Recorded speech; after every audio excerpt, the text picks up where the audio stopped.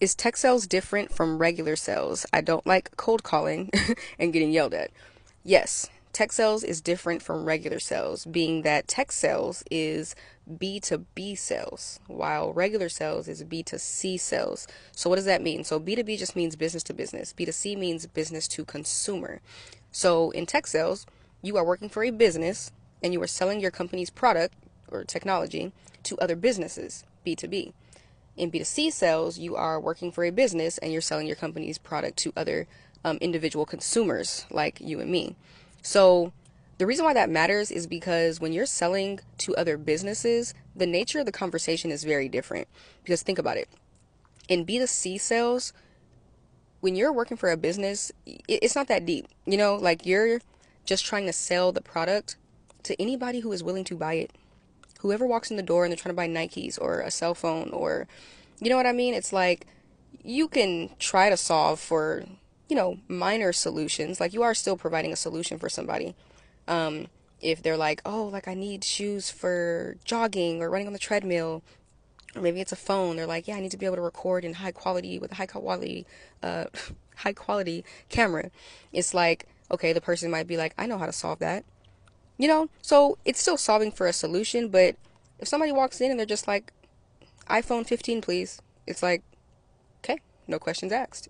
You know what I mean? Like they're ready to go and you make the sale. It's very short. You might not ever see that person again. Like it's probably not a very high cost value.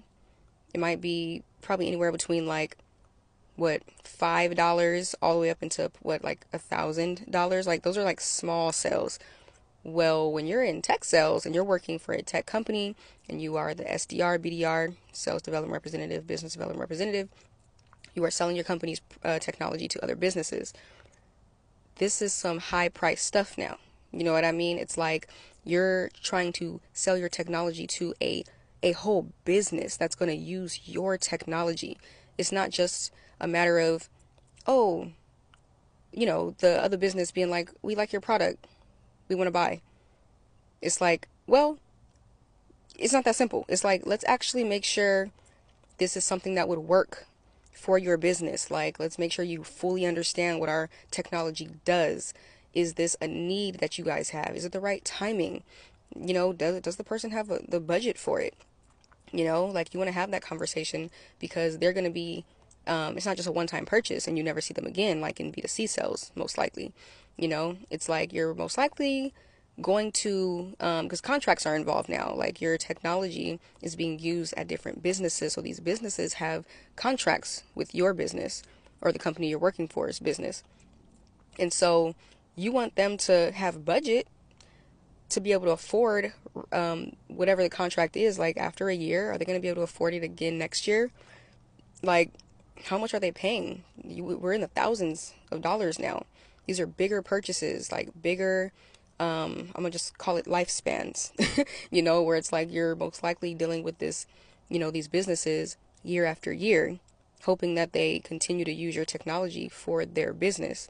Because usually when a company uses technology, they stick with it. Like when they use a certain software, like that's something that they continue to use for a long time. They might switch out, after some years if they feel like it's no longer serving their business and benefiting them, but it's not as simple as just a quick purchase of shoes, or a phone or, something small.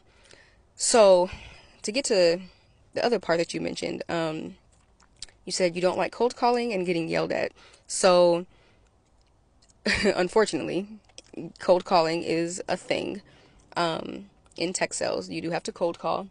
And yeah, I prefer cold calling though. Like I tell people that all the time. I'd rather cold call than send out emails, even though you got to do both. But I think cold calling is not that bad because it's not that pushy like typical sales that you're probably used to, because it's just a matter of like, trying to sell the product, sell the product, sell the product. That's B2C sales. In B2B sales, you actually are like investigating. Like you call the person and you're just like, whatever business you're talking to, you're trying to understand their business, what they got going on. Is this a good fit for them? So the fact that the question is even, is this a good fit for them? Is our product, is our technology a good fit for their business? Would this be a good idea? It's a different conversation rather than, let me just try to sell them this. I'm just trying to sell our product, like, and you just have that energy. Like, I'm that kind of person that's like, I don't like being rude. I don't like being annoying. I don't like making people uncomfortable. That's why I never thought sales would be for me. But when I'm talking to people on the phone, like, I don't feel like I'm just trying to sell them something and I'm being pushy. I feel like I'm really like, man, I did my research. I see that your company does XYZ and our technology does XYZ. It seems like it would be a perfect fit. Like, and then you start asking them questions and seeing, do they think that this would be beneficial, and, once you figure that out, then you either move forward with them or they decline, or you even can disqualify them on like a discovery call to be like, doesn't seem like they have the budget, or it's not the right timing, or they don't really have a need for the product.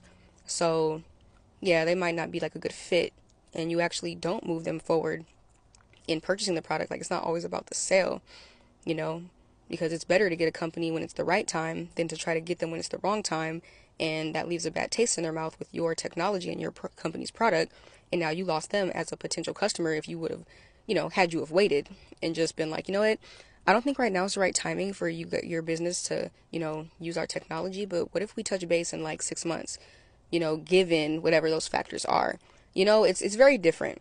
So, but if what you're saying is you don't like cold calling, period, you don't want to be on the phones like that, like at all, then maybe this is not for you.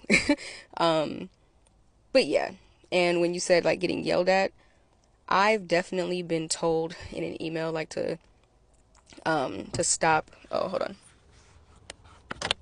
But yeah, I've definitely been told in an email to stop, to like not email them no more because they don't want the product or whatever. But it hasn't been like crazy or bad, and I feel like if you don't want to get yelled at, if somebody like on a cold call is like, stop calling me, I mean, it's like, okay, you just take them out of your sequence. Like, you can flag it, or not flag it, but you can put on there like, don't reach out to this person no more, like they don't want the product, And I think too, like, I used to think like reaching out to people multiple times was just like super annoying, but it was crazy because it's like so many times people write you back and they're like, oh my God, I'm so glad that you like emailed me. I see that you emailed me like 3 times. Like, I didn't even realize it. Like, maybe over like a week or 2 week time period.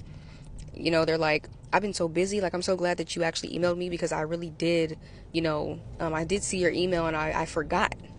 I forgot to get back to you, or I got a missed call, I got your voicemail, but I forgot to basically get back to you.